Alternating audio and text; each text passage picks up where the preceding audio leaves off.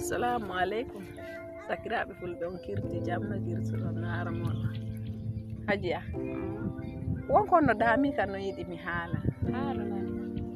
joni ko fulɓe worɓe wonno haɓa ke enen fulɓe rewɓe ɗen giɗi haaɓe worɓe ɓen jokka haaɓe worɓe ay kamɓe ɓe jiwnana pulaako ay so noy waɗi ko enen fulɓe ɓen haaɓe ɓen no weli en fa eɗen jokka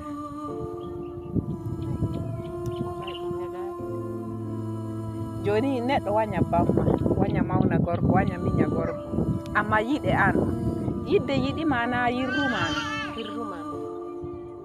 so joni a hokkama ñalbi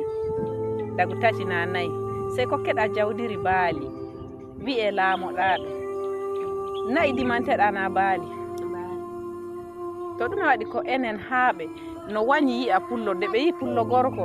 laɓi tan ɓe handinta ɗum ma e reedu ma e daani amma so ɓe yi pullo debbo fu tuƴƴa ummantoɗo ɓe lekkine maɓɓe ɓe haaɓan ɓe yottaki ɗum ɓe haalda ɗum kamɓe ɓe mayana pullo debbo amma ɓe wañi fulɓe worɓe so fulɓe worɓe ɓe warama hantama e adunaru heddi rewɓe tan pullo no rime e duniya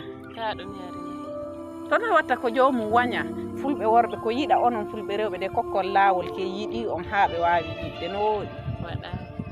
ɗum waɗi enen fulɓe rewɓe no hani daaren fa wooɗa te neɗɗo wañata bamma waña mawna waña miña de yiɗe an goto se bamma laataki no pullo ko innama tan woni pullo abada a wiyatake pullo a noddatake pullo notoɗani ɗum waɗi ba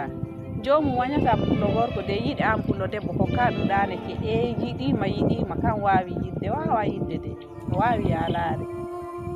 so tawi innama on du yiɗano pullo ko rewi kaɗo an on a rimete no fanodireɗa so Allah waɗa ɓe fahami Allah waɗa ɓe faami Allah waɗa ɓe tokka ko mbiɗa mi yettima sanne mi jalma ko ɗuɗi